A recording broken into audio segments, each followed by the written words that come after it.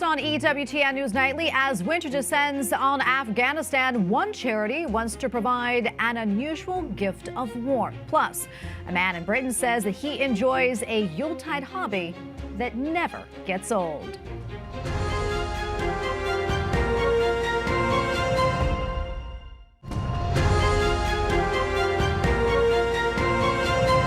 Tonight, call for Christmas may not be on your holiday wish list, but for many people in Afghanistan, it is a life-saving gift as they face a harsh winter. The Vulnerable People Project's Call for Christmas initiative aims to help 1 million Afghans at risk of starvation and exposure this winter, many of whom are Christians, widows, and orphans of former Afghan allies. And joining us tonight in our studio is Jason Jones, host of The Jason Jones Show and champion of Catholic human rights. Jason, so good to be with you. Thank you, Tracy. It's great to be back with you. So last year we talked to you about this initiative. You kicked it off last year. For those who are not familiar, tell us more about it. And really, it is a life-saving project. So last year, you had me on to talk about our evacuation efforts to rescue Afghans, Christians, and our Afghan allies who are being hunted by the Taliban.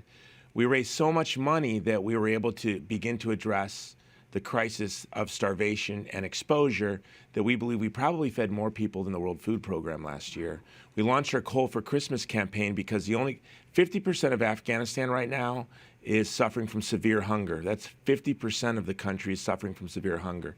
The only question is, will they die from exposure first? So we're relaunching the Call for Christmas campaign, and our goal is to get food and coal to 300,000 Afghans. For those most vulnerable, the Christians, there's 30,000 Christians in Afghanistan in hiding, unable to provide for themselves, and our goal is to keep them alive through the winter. That's approximately 30,000 folks. Yeah, it has been a little over a year since the U.S. withdrew from Afghanistan. The Taliban took over. Give us a sense, I mean, you touched on this, but give us a sense of where things are right now economically in that country. Where are things for girls and women, and a little bit more about religious minorities? There's a glimmer of hope, but the truth is things are a lot worse this year than they were even last year. Hunger is worse, exposure is worse, violence is worse. The Taliban is waging a war against ISIS-K, and ISIS-K has been targeting the Hazara community specifically, blowing up girls' schools, attacking religious minorities. So things are very bad. 5 Xanax cost the same as 1 piece of bread. So parents are buying Xanax to give to their children because they're starving to death and the Xanax helps them sleep. These are the decisions the parents are making. So to put this in perspective, $250 feeds a family of 7 through the winter, but they can get 5 Xanax for the price of 1 piece of bread, and parents have to make this tough choice. That's where they are. Yeah. That's where we are in Afghanistan right now. I know we talked about this before, I think this time last year, when we were reading reports of families selling their children just to feed the other children that they have. It's really dire over there. Yeah, they sell their children so both children can live. The child they sell will live regardless of the horrible things that will happen to them, and the child that they keep will then have food. It's really hard to believe. I actually read today the Associated Press is reporting that Afghan girls will now be able to take their high school graduation exams.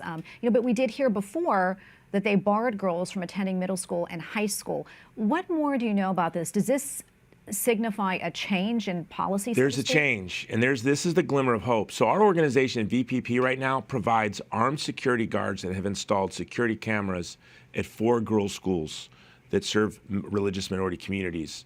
The Taliban has signaled a change, and now they are now allowing girls to go to school. Maybe 10% of girls in Afghanistan have access to some sort of education.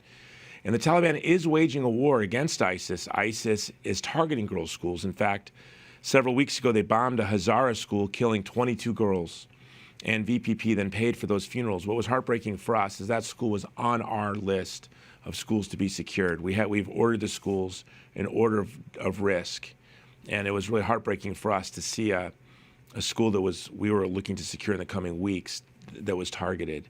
But it seems that the Taliban is changing their position.